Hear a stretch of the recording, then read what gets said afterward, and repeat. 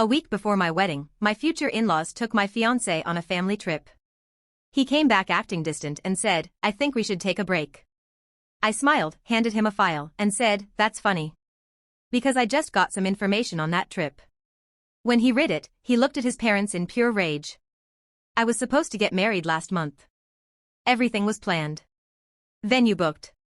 Dress ready. Guests invited. Cake ordered.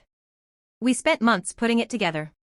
The whole thing was happening in Savannah, Georgia, where we live.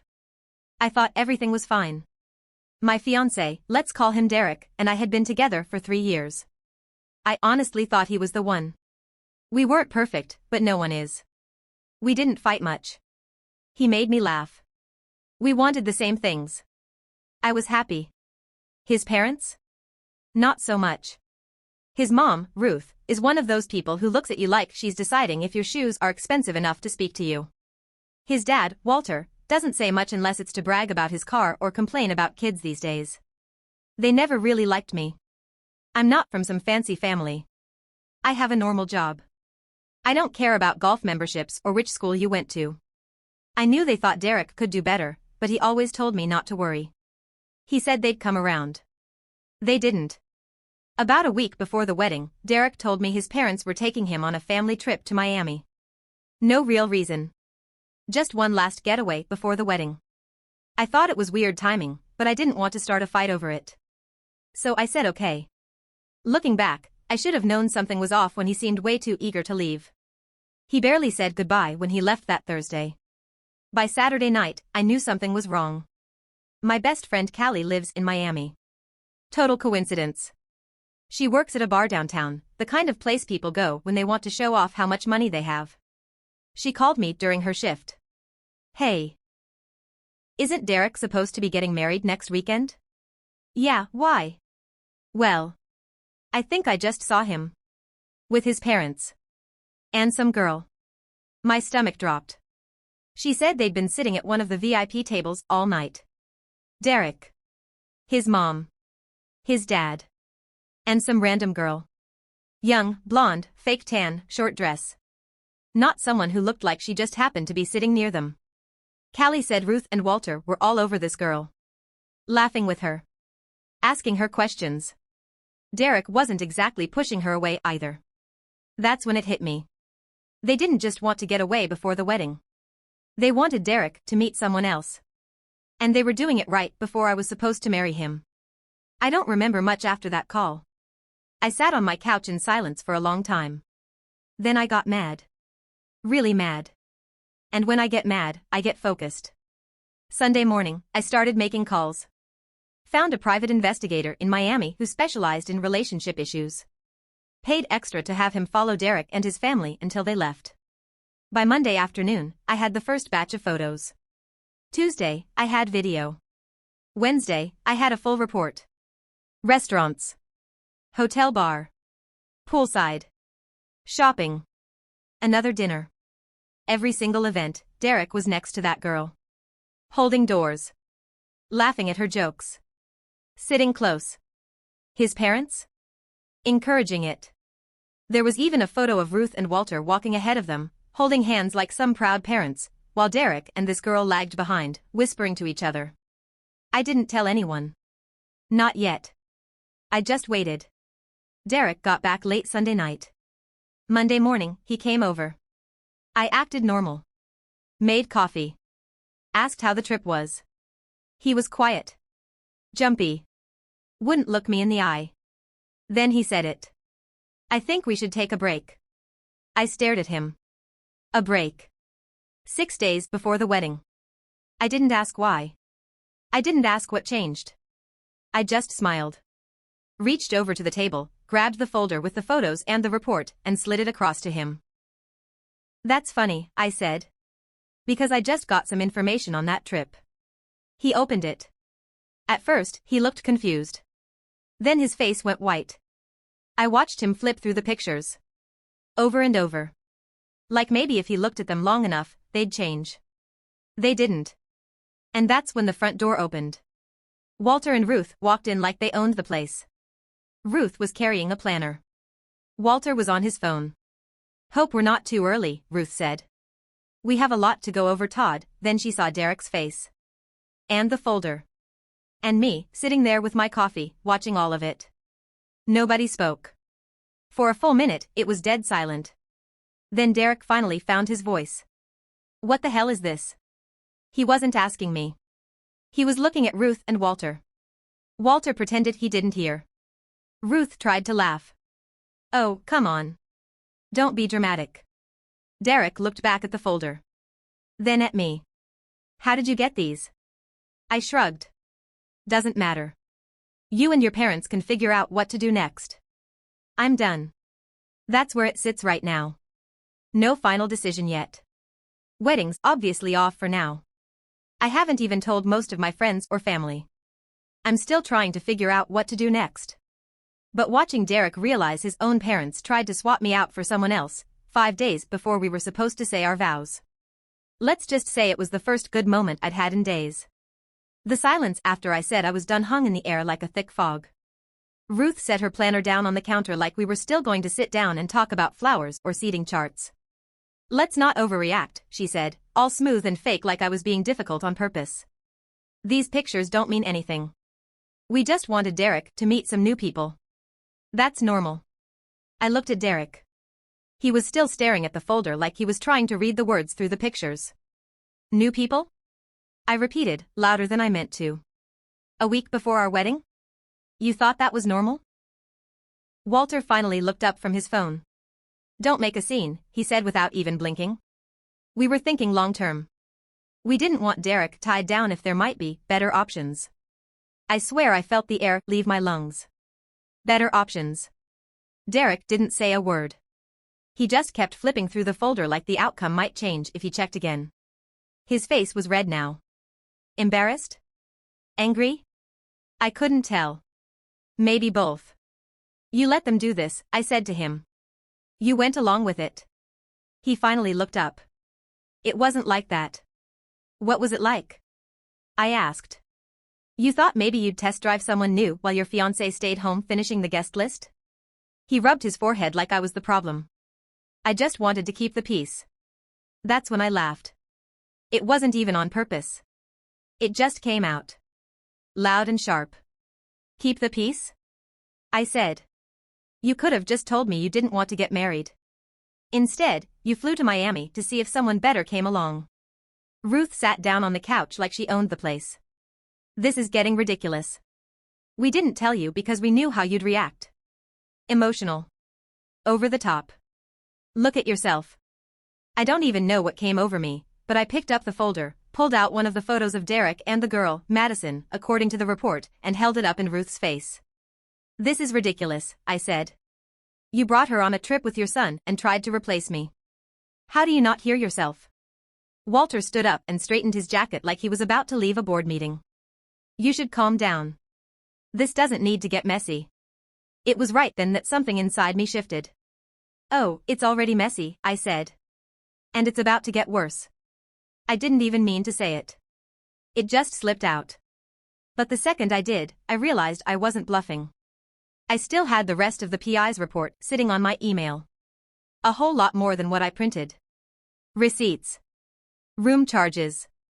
Flight changes. I even had a video of Ruth and Madison sitting at the hotel bar while Ruth told her, word for word, once this little wedding blows over, you and Derek will have all the time in the world. I hadn't shown Derek that part yet. Or anyone else. But now I was thinking maybe I should. Derek ran a hand through his hair. Look, I don't even like Madison. My mom invited her. It wasn't my idea. Did you tell her to leave? Did you tell your parents no? Silence. Yeah. Thought so. Then Ruth looked straight at Derek, completely ignoring me. Enough. Don't let her ruin everything. We can fix this. Just tell her you didn't mean it. Get her to calm down and we'll move forward. She actually said that. Right in front of me. Like I was just a problem to smooth over. That's when Derek finally snapped back to life. Mom. Stop. And for the first time, Ruth looked surprised. What? Stop, Derek said again, quieter this time. You're making it worse. Oh, now I'm making it worse? Ruth shot back. I'm the one who spent months cleaning up after her bad taste. Do you know how embarrassing this wedding has been for us? The guest list. The menu. The decorations. None of it is up to standard. My head felt like it was going to explode. I couldn't believe what I was hearing. I looked right at Derek. And this is what you're okay with? You're still going to defend them? He didn't answer. That's when my phone buzzed on the table. I glanced down. It was Callie. Text message, girl. I just overheard Madison at the bar. You're not gonna believe what she's saying. Call me ASAP. I locked eyes with Ruth. I think I'll be making some calls, I said, standing up. Actually, I think I'll be making a lot of calls. Walter finally decided to speak again. Let's be reasonable. We don't need to drag this into something public. Too late. Because that's when I got an idea. If Madison was still in Miami running her mouth, I wanted to hear exactly what she was saying. And if Ruth and Walter thought this was going to stay quiet? They had no idea who they were dealing with. I didn't answer Callie's text right away. I just stood there, staring at the three of them sitting in my living room like this was some normal Monday morning. Derek looking guilty. Ruth looking annoyed. Walter pretending he wasn't involved. And all I could think was, what else are they hiding? Because if Madison was still in Miami talking, and Callie thought it was important enough to text me during work, there was more to this. I turned to Derek. How long have you known Madison? He shook his head. I told you. I didn't know her before the trip. Ruth scoffed. Please. Stop acting like you're on trial. Nobody did anything wrong. But Derek, he didn't look so sure anymore. I grabbed my phone and walked into the kitchen. Called Callie. She picked up on the first ring. Hey. You need to hear this, she said. Madison's been here all afternoon bragging about how she's finally sealing the deal. I didn't say anything. And, Callie continued, she told her friend your wedding was never supposed to happen. Apparently, Ruth promised her that if she got close enough to Derek on the trip, they'd take care of the rest. Take care of the rest? I repeated. Yeah. Like, end the wedding. Replace you. Madison's been telling everyone that she was flown out to Miami specifically to break you two up. That's when my heart started pounding.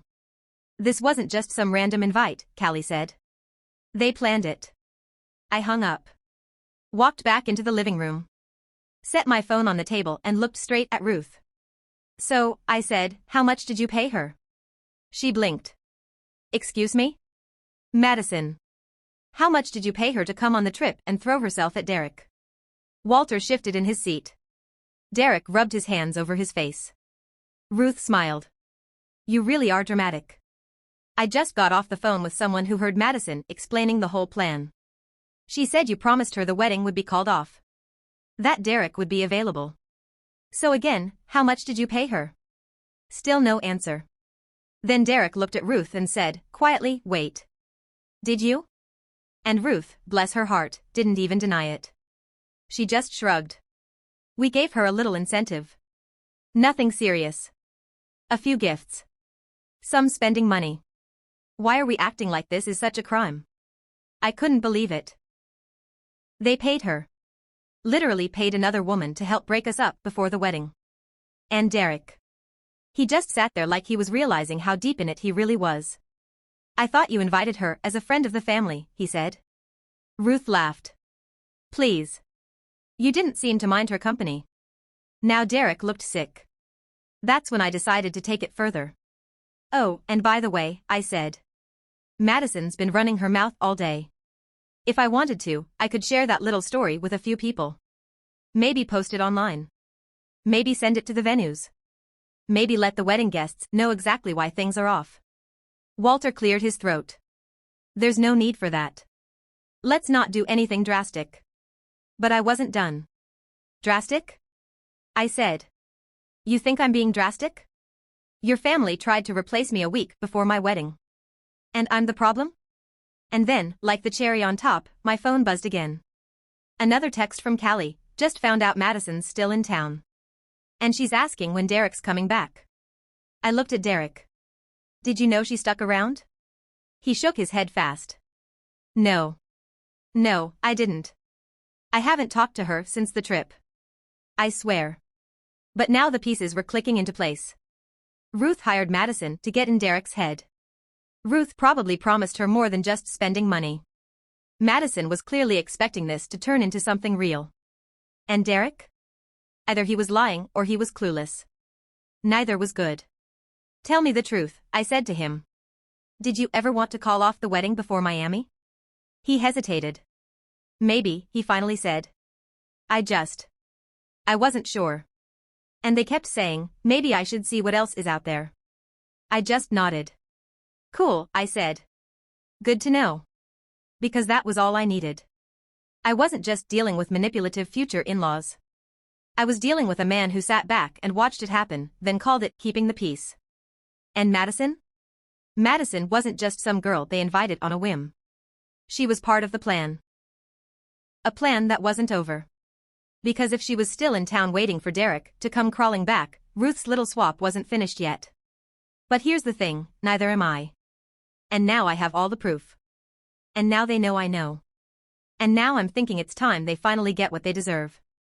I didn't sleep that night. I stayed up just replaying everything over and over. The trip. Madison. The lies.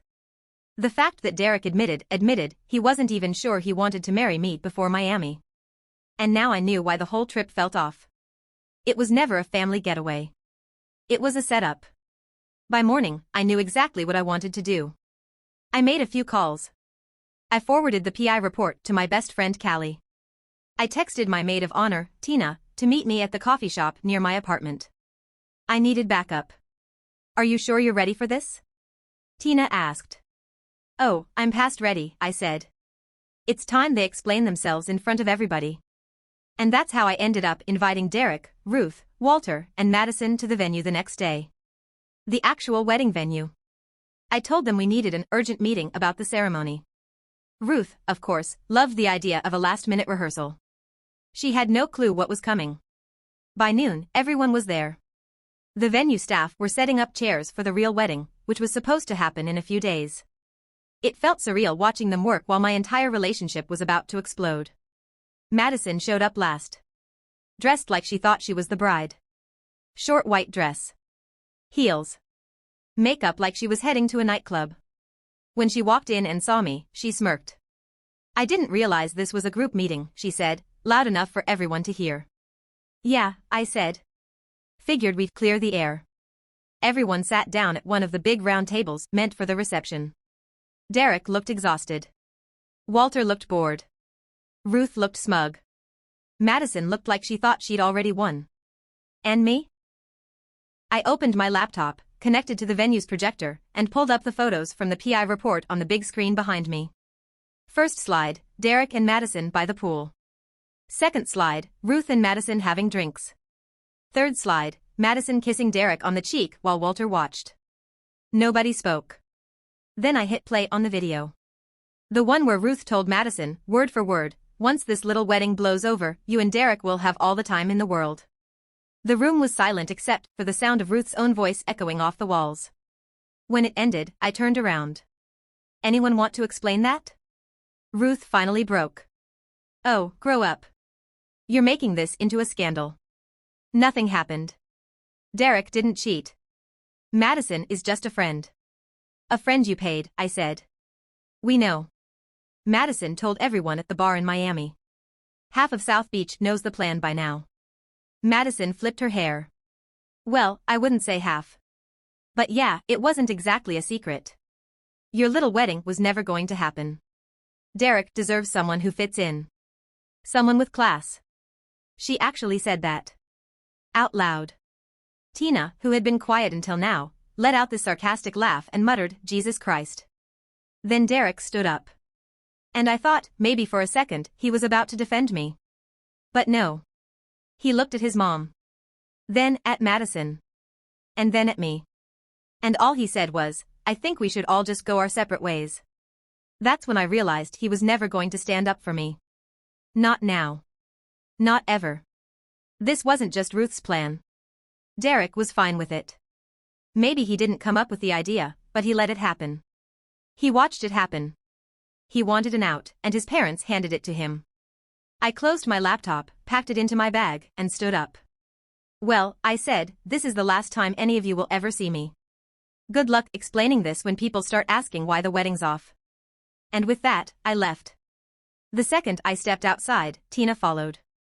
You handled it like a queen, she said. Seriously. You should have slapped someone, but that was better. Callie called me about 10 minutes later. You are not going to believe this, she said. Madison's already posting Instagram stories acting like she just got engaged to Derek. I mean, literally hashtagging things like hashtag future misses and hashtag upgrade. I laughed. Not because it was funny. Just because, what else can you do? By the end of the day, word started getting around. People were texting me, asking why the wedding was suddenly cancelled. Ruth tried to spin it as mutual differences, but it didn't stick for long. Madison couldn't keep her mouth shut. By the next week, everyone knew. And here's the fallout, Ruth and Walter? Lost a lot of friends over it. Turns out people don't like being part of a wedding where the groom's parents are caught trying to bribe another woman into replacing the bride. Derek? Stuck with Madison for about 3 weeks. She bailed as soon as she realized the social status she was promised wasn't real. No wedding, no fancy lifestyle, no cash. Just Derek and his wet cardboard personality. Madison? Got roasted online. Callie may or may not have shared some of those Miami stories with the right people. And me? Honestly? It hurt. It hurt way more than I wanted to admit. For a long time, I kept wondering what I missed. How I didn't see the signs. How Derek let it get this far. How Ruth and Walter thought they could actually pull this off like we were characters in some soap opera.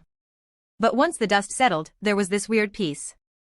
I wasn't married to a man who didn't love me. I wasn't tied to a family that thought I wasn't good enough. And instead of spending the weekend crying in my old wedding dress, I spent it with my real friends. We threw the most ridiculous non-wedding party you've ever seen. Champagne. Karaoke. Even brought my wedding cake and smashed it with forks.